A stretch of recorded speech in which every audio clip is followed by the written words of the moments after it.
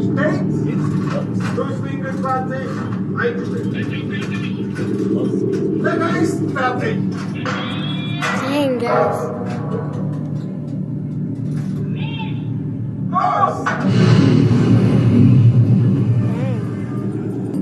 Okay, guys, we're in the German U-boat right now, and this thing is amazing. This is a torpedo room, and just look at it. My phone, it's off for a second, so I wasn't able to make the video much, but this thing's cool. Look at this.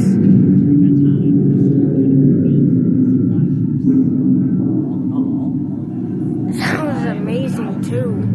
Needed in Europe at the time. Okay, guys. U-boats were trying to starve out. Feet, you'll see a bunch of big, to me, it's kind of like Legos, but I'm standing above the electric batteries right here. Yeah. At the end of the tour, we'll be in the electric motor room. We'll see the big motors that these batteries Look at this, guys. First, for 59 people in that tiny, tiny space. And in the last room we're going to walk by on this side of the boat, the captain's quarters.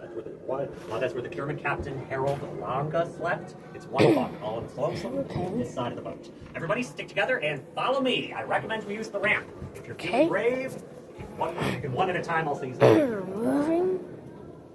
You can see. We just get inside. These are the beds. Yeah. Oh, look at that. That's the battery.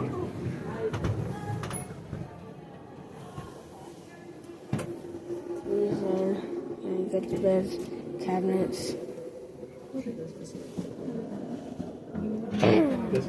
You got all this. Another bed. These things are like short. Small. Oh, we're in that. We're entering this room. This is the kitchen. Look at this thing, guys. Look at this. Bah.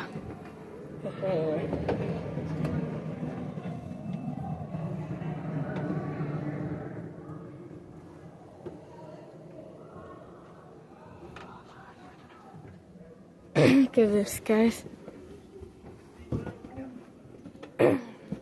Dang. Yeah, that was the kitchen back there.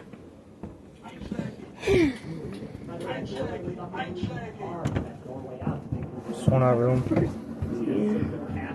Yeah, look at this thing, guys. Your bedrooms. Captain's Yeah. bed. Captain's. And the Yeah, radio. 3 months in here. Some of us are already. There's guys. So, this is the control room. A lot of the controls are steering the boat are kept in here. These 2 big wheels are the planes. Okay, guys. This is the crash diving bells. Yeah. This is when they during an emergency dive, all of the German sailors that were in the bunk sleeping, they have to get out of bed, run to the front of the boat, and then they would dogpile on top of each other in the forward torpedo room. Dang.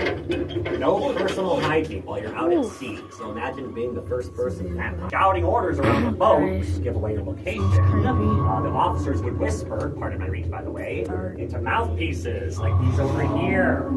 Carry your voice through some of the ceiling pipes to other parts of the boat. If you have a line of sight to the captain's quarters, you might be able to see one of those mouthpieces. And that one right there. Oh, dang, guys. Those are depth charges they felt. To the Germans, each one of those charges felt like being in a 40-mile-an-hour car crash. That was enough to jam the rudder to the side, and that sent the U-boat slowly and helplessly spinning back up to the surface of the ocean, which is right where the Americans were waiting for them. Now, once out of the boat, this is when the Americans opened fire, started shooting at this U-boat for 6 minutes. During At that time, Captain Locke was injured. He was hit in the leg. Another officer, the radio man, whose name is Making Your Way Backwards. Thank you all. Okay, guys. So we are going this way. This is amazing. Look at that.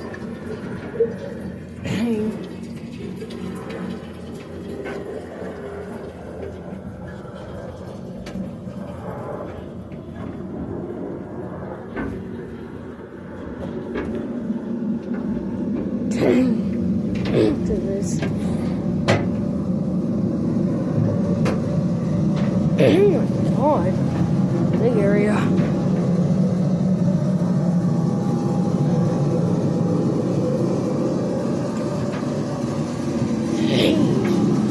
Look at all this.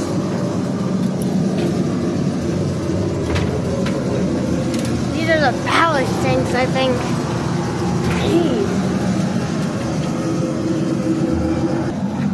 Actually, those are the engines. Those are the ballast tanks. I couldn't tell for a second. Do you all remember the bathroom situation I was talking about earlier? You can see that on the left. Look at this. These are the electric engines, Leo. That leaves the bilge or the belly of the boat. Once we're done, once you're done taking on here. We pumped out at sea. We did the same test now at all these years later. That still smells funny. For some wordy. We got the electric motors next to your feet. Here, Look at all this. Either side of this walkway. These are the electric engines. Those are the electric motors that you would use when you were under the water. These electric motors are a lot less powerful than the diesel engines, but they're quieter, and that's important to remember. They also don't need oxygen to run. Diesel engines do. These diesel engines would suck up all 36 hours of breathable air you had in about 15 Look at this. minutes if you flipped them on full blast under the water. Do they not have like Snorkel, they did not. They were supposed to be outfitted with a snorkel when they returned from their final mission, but they never returned to the yard in Chicago instead. Yeah, that was cutting edge technology at the time. Just a long, empty metal tube, about 30 or 40 feet long. Using that, you could get fresh air on board. Yeah. These U-boats were not able to make their own oxygen like modern day American nuclear subs, which could spend months under the water at a time. Another side now. Yeah, if you're taking a look at the bathroom, you'll see there is a toilet. It's in there. It's behind the door. I've been in there. I have not gone in there, okay? But I've been in there. And it is, if anybody here's ever used like an airplane bathroom or a porta potty, you kind of know what facilities you're dealing with. Like I briefly mentioned though in the control room, there's no sink, there's no shower because at sea you have a very limited supply of fresh water, only about 60 gallons or so per day. So all of that water went to drinking, cooking, and maintaining equipment. So no baths, no showers, no brushing your teeth, no washing your hands or your hair. And my favorite thing, every sailor had just one uniform and 2 pairs of underwear to last for 3 months. And those never got washed. So they would have to burn all of their clothes, all the laundry, and light it on fire because you could never actually wash the smell out. So, the Germans, they abandoned ship, dropped those life rafts. The Americans sent in a boarding party of 9 men into this boat. How do you say? They had been trained ahead of time on British intelligence, and they knew the steps the Germans had taken to sabotage the boat on the way out. Simply put, the Americans were able to undo all of those things. The Americans found and disabled all 14 booby-trapped explosives, the scuttling charges. Yes, they did eventually find all of them. And the pipe that had been opened to let the boat flood, the sea strainer, well, the Germans were supposed to take the lid, the metal lid, with them when they abandoned ship and throw it into the ocean. They failed to do so during the chaos of the capture. It was just dropped a few feet away from the hole itself. So the Americans recovered that lid, sealed up the sea strainer, and they were able to tow this U-boat all the way back to Bermuda. There's a British naval base there. This U-boat spent the rest of the war being studied. As far as the 58 surviving German crew members go, were they abandoned out at sea to fend for themselves? No, of course not. They got scooped up out of the water, hosed off. It was the first bath they had in months. They stunk to high heaven, I'm sure. And they spent the rest of the war in Louisiana. There was a prisoner of war camp near Ruston, Louisiana. Germans worked on a farm and played baseball there. They were not permitted to write letters home to their families or the Red Cross because the Americans were trying to keep this boat a secret. They were successful in keeping this a secret. Not letting those sailors write home was a violation of the Geneva Conventions by the Americans, for which they faced absolutely no repercussions whatsoever. Instead, after the war ended, some of the Germans moved back here to the States. One of them volunteered at this museum in the 60s and 70s. When this boat was still outside, he would walk around and speak with museum guests about his first-hand experiences on board. I'm going to answer your question outside. We are about to get chased out of here, unfortunately. Like I said, we run a pretty tight ship. Finished. If you haven't had the chance to check that out, please do so. Once those diesels turn back on, that's when we have to skedaddle. I'll leave the charge. That was pretty good. So the whole time. Dang. But